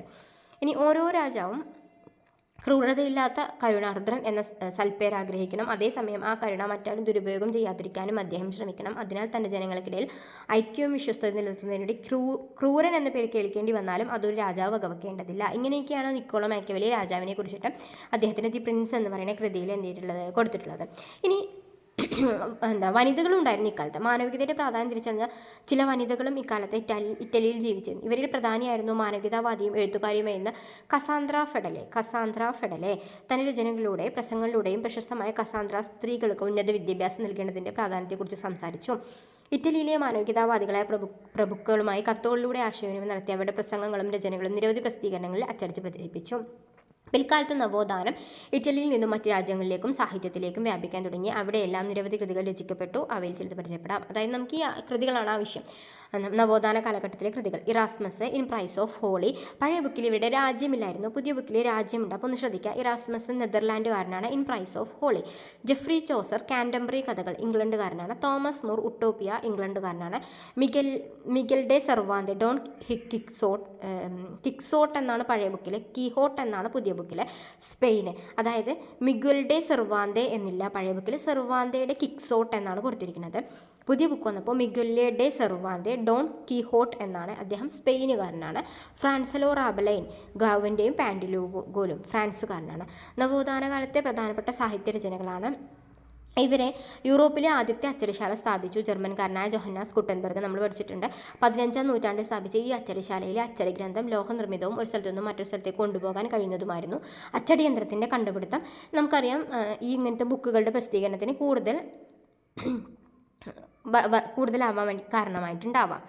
ഇനി അച്ചടിയന്ത്രത്തിൻ്റെ കണ്ടുപിടുത്തത്തോടെ സാഹിത്യകൃതികളും മറ്റ് ഗ്രന്ഥങ്ങളും ജനങ്ങൾ വ്യാപകമായി വായിക്കാൻ തുടങ്ങി. നമുക്ക് ഈ ഒരു ഇത് പഠിച്ചു നോക്കണേ. Erasmus in praise of folly, Geoffrey Chaucer Canterbury കഥകൾ, Thomas More Utopia, Miguel de Cervantes, Don Quixote Quixote രണ്ടും ഒന്നാണ്. ഫ്രാൻസ റബലൻ ഗാഗുൻഡവായും പാൻഡുകൂലും ആ പേരുകളും ആ കൃതികളും പഠിച്ചു വെക്കണം. ഇനി ലോകചരിത്രം നമ്മൾ പറയുന്നത് പ്രാചീനകാലം, മധ്യകാലം, ആധുനിക കാലം. അപ്പോൾ പ്രാചീന കാലം എന്നാണ് CE 5-ാം നൂറ്റാണ്ട് വരെയുള്ള കാലഘട്ടത്തിനെ പ്രാചീന കാലമെന്നും CE 15-ാം നൂറ്റാണ്ടിന് ശേഷമുള്ള കാലഘട്ടത്തെ ആധുനിക കാലമെന്നുമാണ് പറയുന്നത്. അപ്പോൾ ഈ CE 5-ാം നൂറ്റാണ്ടിനും CE 15-ാം നൂറ്റാണ്ടിനും ഇടയിലുള്ള കാലഘട്ടത്തിനെയാണ് മധ്യകാലഘട്ടം എന്ന് പറയുന്നത് കേട്ടോ. പഠന സൗകര്യത്വം ലോകചരിത്രത്തെ വിഭജിക്കാൻ ഏറ്റവും ശ്രദ്ധേയമായ രീതിയാണ് മുകളിൽ കൊടുത്തിട്ടുള്ളത്. ഇതുപ്രകാരം CE 5-ാം നൂറ്റാണ്ട് വരെയുള്ള കാലം പ്രാചീന കാലമെന്നും തുടർന്ന് 15-ാം നൂറ്റാണ്ട് വരെയുള്ള കാലം മധ്യകാലമെന്നും 15-ാം നൂറ്റാണ്ടിന് ശേഷമുള്ള കാലം ആധുനിക കാലമെന്നും പറയുന്നു. ആധുനിക കാലഘട്ടത്തിലാണ് ഈ രീതി നവോത്ഥാന കാലഘട്ടത്തിലാണ് നിലവിൽ വന്നത്. ഇറ്റാലിയൻ ചരിത്രകാരന്മാരായ ഫ്ലാവിയോ ബിയാൻഡോ, ലിയാൻഡോ ബ്രൂണി എന്നിവരാണ് ഈ രീതി ആവിഷ്കരിച്ചത്. അപ്പോൾ അത് പഠിക്കുക. ലിയാൻഡോ ബ്രൂണിയും അതുപോലെ ഫ്ലാവിയോ ബിയോണ്ടിയുമാണ് ലോകചരിത്രത്തെ ഇങ്ങനെ ഈ കാലഘട്ടമായിട്ട് തിരിക്കുന്നത് ആവിഷ്കരിച്ച ആളുകൾ. ഇനി മധ്യകാല ക്രൈസ്തവ പാരമ്പര്യത്തിൽ നിന്നും മതേതര ജീവിതത്തിലേക്കും ചിന്തയിലേക്കുമുള്ള മാറ്റം ചിത്രരചനയിലും പ്രതിഫലിപ്പിച്ചു. ചരിത്ര സംഭവങ്ങൾ ദൈവസൃഷ്ടിയാണെന്നും ചരിത്രത്തിൻ്റെ ഗതി നിർണ്ണയിക്കുന്നത് അതിദ്രിയ ശക്തിയാണെന്നുമുള്ള കാഴ്ചപ്പാടാണ് മധ്യകാലത്ത് നിന്നിരുന്നത്. എന്നാൽ ഈ കാഴ്ചപ്പാടിന് നവോത്ഥാന കാലത്ത് പ്രസക്തി നഷ്ടപ്പെട്ടു.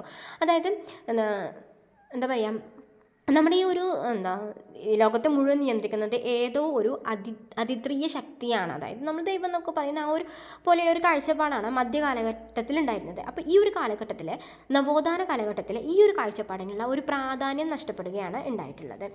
കൃത്യമായ ചരിത്ര വ്യാഖ്യാനങ്ങൾക്ക് അംഗീകാരം ലഭിക്കാൻ തുടങ്ങി. സന്യാസികൾ ദിനവൃത്താന്തങ്ങൾക്കും പുരോഹിതരുടെ ജീവിതകഥകൾക്കും ഉപരിയായി മനുഷ്യജീവിതം ചിത്രരചനയുടെ കേന്ദ്രബിന്ദുവായി മാറി. ഇനി പുരാവസ്തു തെളിവുകൾക്കും ശേഷിപ്പുകൾക്കും ചരിത്രരചനയിൽ സുപ്രധാന സ്ഥാനം ലഭിച്ചത് നവോത്ഥാന കാലഘട്ടത്തിലാണ്. തൽഫലമായി ചിത്രകാരന്മാർ ലിഖിതങ്ങൾ, നാണയങ്ങൾ, പ്രാചീന കൈയെഴുത്തു പ്രതികൾ തുടങ്ങിയ തെളിവുകൾക്ക് ചിത്രരചനയിൽ സവിശേഷ സ്ഥാനം നൽകി. പ്രാചീന കൈയെഴുത്തു പ്രതികൾ ശേഖരിക്കാനും സംരക്ഷിക്കാനുള്ള ശ്രമങ്ങൾ കൂടുതൽ ഊർജിതമായി. മാനവികതയുടെ കടന്നുവരവോടെ ചിത്രരചനയിൽ വിമർശനങ്ങൾക്ക് സ്ഥാനം ലഭിച്ചു. കഥയിലൂടെയും മിത്തുകളിലൂടെയും സ്ഥാനം ശാസ്ത്രീയ അന്വേഷണങ്ങൾക്കും പഠനങ്ങളും കൈയടക്കി. മാക്കിയവെല്ലി നവോത്ഥാന ചിത്രരചനയെ സമ്പന്നമാക്കി. ഇനി ദിനവൃത്താന്തം എന്ന് പറയുന്നത് എന്താണെന്ന് പറയേണ്ടത്, രാജാക്കന്മാർ തങ്ങളുടെ രാജ്യത്തെ സംഭവങ്ങൾ രേഖപ്പെടുത്താൻ കൊട്ടാര ചരിത്രകാരന്മാരെ ചുമതലപ്പെടുത്തിയിരുന്നു. ഇവർ തങ്ങളുടെ രാജാക്കന്മാരുടെ കാലത്തെ സംഭവങ്ങൾ രേഖപ്പെടുത്തിയ ഗ്രന്ഥങ്ങളെ ആധുനിക ചരിത്രകാരന്മാർ ദിനവൃത്താന്തങ്ങൾ എന്ന് വിളിച്ചു. അതായത് അവർ തുടർച്ചയായ സംഭവങ്ങളാണ് രേഖപ്പെടുത്തിയിരിക്കുന്നത്. കാലാനുക്രമ വിവരണമാണ്. അതുകൊണ്ടാണ് ഇതിനെ ദിനവൃത്താന്തം എന്ന് വിളിച്ചത്. ഇനി നവോത്ഥാനവും ശാസ്ത്രവും. 1609 ശാസ്ത്രത്തിൻ്റെ പ്രകാശം ഉദിച്ചുയരാൻ ആരംഭിച്ചു. പാദുല നഗരത്തിലെ തൻ്റെ ഗൃഹത്തിലിരുന്നു കൊണ്ട് ഗലീലിയോ ഗലീലി സൂര്യൻ നിശ്ചലമാണെന്നും ഭൂമിയാണ് സഞ്ചരിക്കുന്നതെന്നും തെളിയിക്കാൻ ശ്രമം ആരംഭിച്ചു. ഇതെന്താണ്? പ്രശസ്ത ജർമ്മൻ നാടകകൃത്തായിട്ടുള്ള ബർത്തോൾഡ് ബ്രിക്സിൻ്റെ ഗലീലിയോയുടെ ജീവിതം എന്ന നാടകത്തിൻ്റെ പ്രാരംഭവാക്യമാണിത്. അതായത് ഇത് പഠിക്കുക, ഗലീലിയോയുടെ ജീവിതം എന്ന നാടകം എഴുതിയതാരാണ്? ബർത്തോൾഡ് ബ്രക്റ്റാണ് കേട്ടോ. ഇനി നമുക്കറിയാം പ്രപഞ്ചത്തിൻ്റെ കേന്ദ്രം ഭൂമിയാണെന്നാണ് വിശ്വസിച്ചിരുന്നത്. 16-ാം നൂറ്റാണ്ട് വരെ അങ്ങനെയായിരുന്നു. എന്നാൽ ആ വിശ്വാസത്തെ തള്ളിക്കളഞ്ഞ ഗലീലിയുടെ പരിശ്രമങ്ങളെക്കുറിച്ചിട്ടാണ് ഈ ഒരു സംഭവത്തിൽ പറയുന്നത്. ഇത്തരത്തിൽ നിന്ന് ചിന്തകളെയും യുക്തിബോധത്തെയും നവോത്ഥാനം സ്വാധീനിച്ചിട്ടുണ്ട്. അപ്പോൾ നവോത്ഥാനം ആധുനിക ശാസ്ത്രത്തിൻ്റെ വളർച്ചയ്ക്ക് അടിത്തറയിട്ടു. നവോത്ഥാന കാലത്ത് ശ്രദ്ധേയമായ മാറ്റങ്ങളുണ്ടായ പ്രധാന മേഖല ജ്യോതിശാസ്ത്രമായിരുന്നു. പ്രപഞ്ചത്തിൻ്റെ ചലനങ്ങളെ നിയന്ത്രിക്കുന്നത് ഭൗതിക ശക്തികളാണെന്ന കാഴ്ചപ്പാട് ശാസ്ത്രജ്ഞന്മാർ മുന്നോട്ട് വെച്ചു. പ്രപഞ്ചത്തിൻ്റെ കേന്ദ്രം ഭൂമിയാണെന്നുമുള്ള ടോളമിയുടെ സിദ്ധാന്തം 16-ാം നൂറ്റാണ്ട് വരെയും വെല്ലുവിളികൾ നേരിടാൻ നിലകൊണ്ടു. അപ്പോൾ ഇവിടെ നമുക്ക് ആവശ്യം ഭൗമകേന്ദ്ര സിദ്ധാന്തം ആവിഷ്കരിച്ചത് ടോളമി. 16-ാം നൂറ്റാണ്ട് വരെ ആളുകൾ അങ്ങനെ വിശ്വസിച്ചിരുന്നു. എന്നാൽ പോളണ്ടുകാരനും പുരോഹിതനുമായ കോപ്പർനിക്കസ് ഇതിനെ വെല്ലുവിളിച്ചു. പ്രപഞ്ചത്തിൻ്റെ കേന്ദ്രം ഭൂമിയല്ല, സൂര്യനാണെന്ന് അദ്ദേഹം വാദിച്ചു. ഭൂമിയും മറ്റു ഗ്രഹങ്ങളും സൂര്യനെ വലം വെക്കുകയാണ് ചെയ്യുന്നതെന്നും അദ്ദേഹം നിരീക്ഷിച്ചു. അതായത് പ്രപഞ്ചത്തിൻ്റെ കേന്ദ്രം ഭൂമിയാണെന്ന് ടോളമി പറഞ്ഞു. കോപ്പർനിക്കസ് എന്ത് പറഞ്ഞു? പ്രപഞ്ചത്തിൻ്റെ കേന്ദ്രം ആരാണെന്ന് പറഞ്ഞു? ഭൂമിയല്ല, സൂര്യനാണ്. ഭൂമിയും മറ്റു ഗ്രഹങ്ങളും സൂര്യനെ വലം വെക്കുകയാണ് എന്ന് പറഞ്ഞു. കോപ്പർനിക്കസിൻ്റെ വിപ്ലവകരമായ കണ്ടുപിടുത്തങ്ങളെ ഗലീലിയോ ഗലീലി, ജോഹന്നാസ് കെപ്ലർ തുടങ്ങിയ ആളുകൾ വ്യക്തമായി അവതരിപ്പിച്ചു. ഈ കോപ്പർനിക്കസ് ഇങ്ങനെയൊക്കെ കണ്ടുപിടിച്ചുവെങ്കിലും അദ്ദേഹം ഒരു ബുക്കൊക്കെ എഴുതിയിട്ടുണ്ടെങ്കിലും അദ്ദേഹം മരിക്കുന്നത് വരെ എന്ത് ചെയ്തിട്ടുണ്ടായിരുന്നില്ല, ഇത് പ്രസിദ്ധപ്പെടുത്തിയിട്ടുണ്ടായിരുന്നില്ല. കാരണം അന്നത്തെ കാലത്ത് ഇങ്ങനെയൊക്കെ പറഞ്ഞാലുണ്ടാവുന്ന ആ ഒരു മതവിശ്വാസത്തിനെതിരായിട്ട് വരുമ്പോൾ ഉണ്ടാകുന്ന പ്രശ്നങ്ങളെ കോപ്പർനിക്കസ് ഭയപ്പെട്ടിരുന്നു. ഇനി ഗലീലിയോ മറ്റേ ടെലസ്കോപ്പൊക്കെ കണ്ടുപിടിച്ചില്ലേ. കോപ്പർനിക്കസിൻ്റെ വിപ്ലവകരമായ കണ്ടുപിടുത്തങ്ങളെ ഗലീലിയോ ഗലീലി, ജോഹന്നാസ് കെപ്ലർ ഇവർ കൂടുതൽ വ്യക്തമായി അവതരിപ്പിച്ചു. സൂര്യനിൽ നിന്നുള്ള അകലത്തിനനുസരിച്ച് ഗ്രഹങ്ങളുടെ വേഗതയിൽ വ്യത്യാസം വരുന്നുവെന്ന് കെപ്ലർ കണ്ടെത്തി. ഇത് 17-ാം നൂറ്റാണ്ടിൻ്റെ അന്ത്യത്തിൽ ഐസക് ന്യൂട്ടൺ ഗുരുത്വാകർഷണ സിദ്ധാന്തം ആവിഷ്കരിക്കുന്നതിനെ ശക്തമായി സ്വാധീനിച്ചു. ഗലീലിയോ ഗലീലി താൻ നിർമ്മിച്ച ദൂരദർശിനിയുടെ സഹായത്താൽ വ്യാഴത്തിൻ്റെ ഉപഗ്രഹങ്ങൾ, ശനിയുടെ വലയങ്ങൾ എന്നിവ കണ്ടെത്തി. നമുക്ക് പഠിക്കണ്ടില്ലേ സൗരയുധത്തിലെ ഗലീലിയോ ഗലീലി ദൂരദർശിനിയുടെ സഹായത്താലാണ് വ്യാഴത്തിൻ്റെ ഉപഗ്രഹങ്ങൾ, ശനിയുടെ വലയങ്ങൾ എന്നിവ കണ്ടെത്തി. ഗലീലിയോയുടെ കണ്ടുപിടുത്തങ്ങൾ കോപ്പർനിക്കസിൻ്റെ സിദ്ധാന്തത്തെ ശരിവച്ചു. നവോത്ഥാനം വൈദ്യശാസ്ത്ര രംഗത്ത് പൊതുവെയും ശരീരശാസ്ത്ര രംഗത്ത് പ്രത്യേകിച്ചും നേട്ടങ്ങൾ കൈവരിച്ചു. സിസ്റ്ററുകാരനായ പാരാസെൽസ് രോഗങ്ങളുടെ കാരണങ്ങൾ അന്വേഷിക്കുകയും അവിടെ പ്രതിവിധികൾ കണ്ടെത്താൻ ശ്രമിക്കുകയും ചെയ്തു. അതായത് പാരാസെൽസ് ആണ് രോഗങ്ങളുടെ കാരണങ്ങൾ അന്വേഷിക്കുകയും അവിടെ പ്രതിവിധികൾ കണ്ടെത്താൻ ശ്രമിക്കുകയും ചെയ്തു. ആൻഡ്രിയസ് വെസാലിസ് മൃതശരീരങ്ങളെ കീറിമുറിച്ച് പരിശോധിക്കുകയും ശരീരശാസ്ത്രത്തിൻ്റെ പുതിയ അറിവുകൾ സമ്മാനിക്കുകയും ചെയ്തു. അപ്പോൾ നമ്മളിവിടെ ടോളമിയുടെ ഭൗമകേന്ദ്ര സിദ്ധാന്തം 16-ാം നൂറ്റാണ്ട് വരെ ചോദ്യം ചെയ്യപ്പെടാൻ നിലനിന്നുവെന്നും 16-ാം നൂറ്റാണ്ടിന് ശേഷം കോപ്പർനിക്കസിൻ്റെ സൗരകേന്ദ്ര സിദ്ധാന്തം അതായത് സൂര്യനാണ് എല്ലാത്തിൻ്റെയും കേന്ദ്രം എന്നുള്ള ഒരു സംഭവം വന്നു എന്ന് പറഞ്ഞു. ഇനി ഗലീലിയോ ഗലിയും ജോനാസ് കെപ്ലറും കോപ്പർനിക്കസിൻ്റെ കണ്ടുപിടുത്തങ്ങൾ ശരിയാണെന്ന് വെച്ചു. പിന്നെ ഗലീലിയോ ഗലി വ്യാഴത്തിൻ്റെ ഉപഗ്രഹങ്ങളും ശനിയുടെ വലയങ്ങളും കണ്ടുപിടിച്ചു എന്നൊക്കെ പറഞ്ഞു. ഇനി ശരീരശാസ്ത്ര രംഗത്താണെങ്കിൽ സ്വിറ്റ്സർലാൻഡുകാരനായ പാരാസെൽസ് രോഗങ്ങളുടെ കാരണങ്ങൾ അന്വേഷിക്കുകയും പ്രതിവിധികൾ കണ്ടെത്താൻ ശ്രമിക്കുകയും ചെയ്തു എന്ന് പറഞ്ഞു. ഇനി ആൻഡ്രിയസ് വെസാലിസ് മൃതശരീരങ്ങൾ കീറിമുറിച്ച് പരിശോധിക്കുന്നതിനുള്ള കണ്ടുപിടിച്ചു. ഇനി മതനവീകരണം ഈ നവോത്ഥാനത്തിൻ്റെ സ്വാധീനം യൂറോപ്പിലെ മതരംഗത്തും പ്രതിഫലിച്ചു. ഇറാസ്മസിനെ പോലുള്ള മാനവികതാവതകരിച്ച ആക്ഷേപഹാസ്യങ്ങളിലൂടെ ജോൺ വൈക്ലിഫ്, ജോൺ ഹെസ്, സവോനാറോള തുടങ്ങിയ വിമർശനങ്ങളും കത്തോലിക്ക സഭയിൽ നിലനിന്ന ചില പ്രവണതകൾക്കും വിശ്വാസങ്ങൾക്കും എതിരായി പ്രതിഷേധങ്ങൾ രൂപം കൊള്ളുന്നതിന് പശ്ചാത്തലമൊരുക്കി. ജനങ്ങളിൽ നിന്നും പണം സമാഹരിക്കാനായി പാപവിമോചന പത്രിക പഴയ ടെക്സ്റ്റ് ബുക്കിൽ പാപമോചന പത്രിക എന്നാണ് വിൽപ്പനയായിരുന്നു അക്കാലത്ത് ഏറ്റവും കൂടുതൽ പ്രതിഷേധം ക്ഷണിച്ചു വരുത്തിയിരുന്നത്. അതെന്താണെന്ന് വെച്ചാൽ നമ്മൾ എന്തെങ്കിലും പാപം ചെയ്തു കഴിഞ്ഞാൽ നമ്മൾ ഇത്രയും പൈസ കൊടുക്കുക, എന്നിട്ട് നമ്മൾ പള്ളിയിൽ ഇത്രയും പൈസ കൊടുത്തിട്ട് അവിടെ നമ്മുടെ പാപം എന്ത് ചെയ്യുക, പുരോഹിതന്മാരോട് പറഞ്ഞിട്ട് നമ്മുടെ പാപത്തിനുള്ള ആ ഒരു ഇതായിട്ട് പാപമോചന പത്രം വാങ്ങിക്കുക. ഇങ്ങനൊരു സംഭവം ആ ഒരു കാലഘട്ടത്തിൽ നിലനിന്നിരുന്നു. അപ്പോൾ ഇതിനെതിരെ ഒക്കെ എന്ത് ചെയ്തിരുന്നു, ഇതൊക്കെ ഒരു പണം ശേഖരിക്കാനുള്ള ഒരു സംഭവമാണെന്നൊക്കെ പറഞ്ഞുകൊണ്ട് ആരൊക്കെയായിരുന്നു, ഇറാസ്മസ്, അതുപോലെ ജോൺ വൈക്ലിഫ്, ജോൺ ഹെസ്, സവോനാറോള ഇവരൊക്കെ ഇതിനെതിരെ മുന്നോട്ട് വന്നു. അങ്ങനെ പാപമോചന പത്രത്തിൻ്റെ വിൽപ്പനയെ പ്രതിഷേധിച്ച് ജർമ്മനിയിലെ വിറ്റൻബർഗ് ദേവാലയത്തിൻ്റെ വാതിലിൽ, അത് പഠിക്കണം, ജർമ്മനിയിലെ വിറ്റൻബർഗ് ദേവാലയത്തിൻ്റെ വാതിൽ 1517 മാർട്ടിൻ ലൂതർ എന്ന പുരോഹിതൻ തൻ്റെ 95 പ്രബന്ധങ്ങൾ പതിച്ചു. അപ്പോൾ 95 പ്രബന്ധങ്ങൾ ആരുടേതാണ്? മാർട്ടിൻ ലൂതറിൻ്റേതാണ്. ഏത് സർവകലാശാലയുടെ വാതിലാണ്? സർവകലാശാലയില്ല, ദേവാലയം, വിറ്റർബർഗ് ദേവാലയത്തിൻ്റെ വാതിൽ 1517 ഇത് തൂക്കുന്നത്. ഇത് പ്രൊട്ടസ്റ്റൻ്റ് പ്രസ്ഥാനം എന്ന മതപ്രസിദ്ധീകരണത്തിനെ ആരംഭിക്കുന്നതിന് കാരണമായി. അപ്പോൾ പ്രൊട്ടസ്റ്റൻ്റ് പ്രസ്ഥാനം ആരംഭിക്കുന്നതിന് ഇത് കാരണമായി. മാർട്ടിൻ ലൂതർ ഇതിലൂടെ ലക്ഷ്യമിട്ടത് എന്താണ്? ഒരു ആശയപരമായ സംവാദം മാത്രമാണ് മാർട്ടിൻ ലൂതർ ഇതിലൂടെ ലക്ഷ്യമിട്ടത്. ജർമ്മന് പകരം ലാറ്റിൻ ഭാഷയാണ് അദ്ദേഹം ഇത് പ്രബന്ധങ്ങൾ തയ്യാറാക്കിയത്. എന്നാൽ അജ്ഞാതരായ ചിലർ ഇത് ജർമ്മൻ ഭാഷയിലേക്ക് പരിഭാഷപ്പെടുത്തി പ്രചരിപ്പിച്ചു. തുടർന്ന് അദ്ദേഹം സഭയുമായുള്ള ബന്ധം ഉപേക്ഷിച്ചു. ഇനി ജർമ്മനിയിലെ സർവകലാശാലയിൽ മതനവീകരണത്തിന് പശ്ചാത്തലം വയ്ക്കിയ മാർട്ടിൻ ലൂതറുടെ പ്രൊട്ടസ്റ്റന്റ് മതനവീകരണത്തിന് കേന്ദ്രമായി പ്രവർത്തിച്ച അദ്ദേഹത്തിൻ്റെ അധ്യാപകനായിരുന്ന ജർമ്മനിയിലെ വിറ്റൻബർഗ് സർവകലാശാലയായിരുന്നു. പുരോഹിതരുടെയും മതകോടതികളുടെയും അധികാരത്തെ നിയന്ത്രിക്കാൻ ആഗ്രഹിച്ച ഭരണാധികാരികളുടെ താല്പര്യങ്ങളും മതനവീകരണത്തിന് കരുത്തു പകർന്നു. അതായത് അന്ന് ഈ രാജാക്കന്മാരുടെയും മുകളിലായിരുന്നുവല്ലോ ഈ പുരോഹിതന്മാരെന്ന് പറയുന്നത്. അപ്പോൾ നികുതി പിരിവിലും ദേവാലയങ്ങളുടെ നിയമനങ്ങളിലും പുരോഹിതർക്കുണ്ടായിരുന്ന അധികാരത്തെയും ആധിപത്യത്തെയും ഭരണാധികാരികൾ അന്ന് മുതലേ ഇഷ്ടപ്പെട്ടിരുന്നില്ല. ജർമ്മനിയിൽ ആരംഭിച്ച മതനവീകരണം മറ്റ് യൂറോപ്യൻ രാജ്യങ്ങളിലേക്ക് വ്യാപിച്ചു. സ്വിറ്റ്സർലാൻഡിൽ ഉർലിച്ച് സിംഗ്ലി പഠിക്കുന്നുണ്ട് കേട്ടോ. സ്വിറ്റ്സർലാൻഡിൽ ഉർലിച്ച് സിംഗ്ലി, ജോൺ കാൽവിൻ എന്നിവരും ഇംഗ്ലണ്ടിലെ രാജാവ് ഹെൻറി 8 അതുപോലെ ഇംഗ്ലണ്ടിലെ രാജാവ് ആംഗ്ലിക്കൻ സഭ നിലവിൽ വന്നു. ദേശീയ സഭ എന്ന് അറിയപ്പെട്ടു. അപ്പോൾ നമ്മൾ ഇത്രയും പഠിക്കുക. എന്തൊക്കെയാണ്? സ്വിറ്റ്സർലാൻഡിൽ ഉർലിച്ച് സിംഗ്ലി, ജോൺ കാൽവിൻ പിന്നെ ഇംഗ്ലണ്ടിലെ രാജാവായിരുന്ന ഹെൻറി 8 പിന്നെ ഇംഗ്ലണ്ടിലെ ആംഗ്ലിക്കൻ സഭ നിലവിൽ വന്നു. അത് ദേശീയ സഭ എന്ന് അറിയപ്പെട്ടു. ഇനി ഈ മതനവീകരണത്തിന് എതിരായിട്ട് വന്നതാണ് പ്രതിമത നവീകരണം എന്ന് പറയുന്നത്. മതനവീകരണത്തെ തുടർന്ന് കത്തോലിക്ക സഭ സ്വയം നവീകരിക്കാനുള്ള ശ്രമങ്ങൾ ആരംഭിച്ചു. ഇത് പ്രതിമത നവീകരണം എന്നറിയപ്പെട്ടു. ഇതിൻ്റെ ഭാഗമായി ഇറ്റലിയിലെ ട്രെൻഡിൽ സഭാ നേതൃത്വത്തിൻ്റെ ഒരു സമ്മേളനം സുനത്ഹോസ് വിളിച്ചു ചേർത്തു. മതരംഗത്തെ തെറ്റായ പ്രവണതകളെ ഒഴിവാക്കി പരിഷ്കരണവുമായി മുന്നോട്ട് പോവുക എന്നതായിരുന്നു ഇതിൻ്റെ ലക്ഷ്യം. തൽഫലമായി പാപവിമോചന പത്രത്തിൻ്റെ വിൽപ്പന നിരോധിച്ചു. വിശ്വാസികൾ വായിക്കാൻ പാടില്ലാത്ത പുസ്തകങ്ങളുടെ പട്ടികയായി ഇൻഡെക്സ് പ്രസിദ്ധീകരിച്ചു. എന്താണ് ഇൻഡെക്സ്? വിശ്വാസികൾ വായിക്കാൻ പാടില്ലാത്ത പുസ്തകങ്ങളുടെ പേരുകൾ അടങ്ങിയ ഒരു അതാണ് ഇൻഡെക്സ് എന്നറിയപ്പെട്ടത്. മധ്യകാലത്തിൽ നിലനിന്ന മതവിചാരണ കോടതി പുനഃസ്ഥാപിച്ചു. ഇനി സ്പെയിനുകാരനായ ഇഗ്നോഷ്യസ്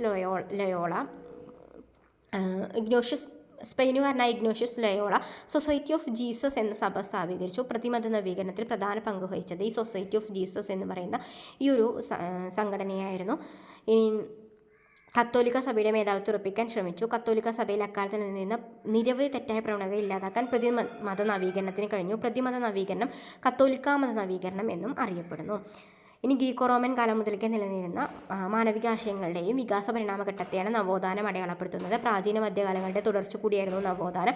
മനുഷ്യനും മനുഷ്യൻ്റെ ആശയങ്ങൾക്കും സാധ്യതകൾക്കും സവിശേഷതകൾക്കും കേന്ദ്രസ്ഥാനം നൽകുന്ന മാനവികതയാണ് നവോത്ഥാനത്തിൻ്റെ കാതൽ. യൂറോപ്പും ഇതര സമൂഹങ്ങളുമായ പരസ്പര ബന്ധത്തിലൂടെയും വ്യാപാര വിനിമയത്തിലൂടെയും വളർന്നു വന്ന നവോത്ഥാനം ലോകത്തെ മുഴുവൻ സ്വാധീനിച്ചു. എന്നുള്ള മെയിനായിട്ട് ഇതിൽ വേൾഡ് റെനീസൻസ് ആണ് ഡിസ്കസ് ചെയ്തത്. ഇതിൽ മെയിനായിട്ട് സാഹിത്യകാരന്മാരെ, കൃതികൾ, രാജ്യം, പിന്നെ നമ്മൾ ഇറ്റലിയിൽ ഉയർന്നു വന്ന വളർന്നു വന്ന സമ്പന്ന കുടുംബങ്ങളും നഗരങ്ങളും അതൊക്കെ പുതിയതായിട്ട് ഉൾപ്പെടുത്തിയതാണ്. ഇങ്ങനെയുള്ള കാര്യങ്ങൾ, അതുപോലെ വാസ്തു വിദ്യയിൽ വന്ന മാറ്റങ്ങൾ, ഇങ്ങനെയുള്ള കാര്യങ്ങളൊക്കെ പഠിക്കുക. ഒരു പ്രാവശ്യം ഇത് കേൾക്കുക, ടെക്സ്റ്റ് ഒരു പ്രാവശ്യം വായിക്കുക, പിന്നെ ആ ഒരു സാഹിത്യകാരന്മാരെ അവരുടെ പേരുകളൊക്കെ ജസ്റ്റ് ഒന്ന് എഴുതി വെക്കുക. പിന്നെ നമ്മൾ ഇടയ്ക്കിടയ്ക്ക് അതൊന്നും എടുത്തും കണ്ട് റിവൈസ് ചെയ്ത് നോക്കിയാൽ മതി. ഒരു ചാപ്റ്റർ സെറ്റാവും. ഇതിന് ഒരുപാട് ക്വസ്റ്റ്യൻ വരാനുള്ള സാധ്യതയുള്ള ഒരു ചാപ്റ്ററാണ്. ശരി, നമുക്ക് നെക്സ്റ്റ് ചാപ്റ്ററുമായിട്ട് പിന്നെ ഒരു ദിവസം കാണാം.